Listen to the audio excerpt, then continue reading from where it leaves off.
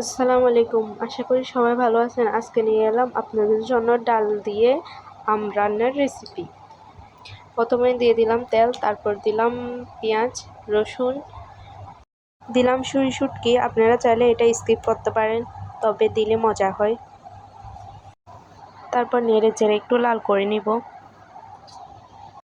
তারপর দিয়ে দিব হলুদের গুঁড়া, মরিচের গুঁড়া, মশলার গুঁড়া, স্বাদ মতো লবণ। তারপর নেড়ে চেড়ে কষাইতে দিব কয়েক মিনিট। কষানো শেষ হলে দিয়ে দিব ধুয়ে রাখা ডাল। তারপর দিয়ে দিব কয়েক পিস টমেটো।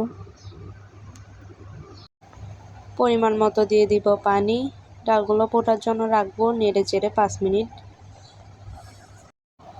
5 মিনিট রাখার পর ডালগুলো ফুটে যাওয়ার পর কেটে রাখা আম দিয়ে দিলাম।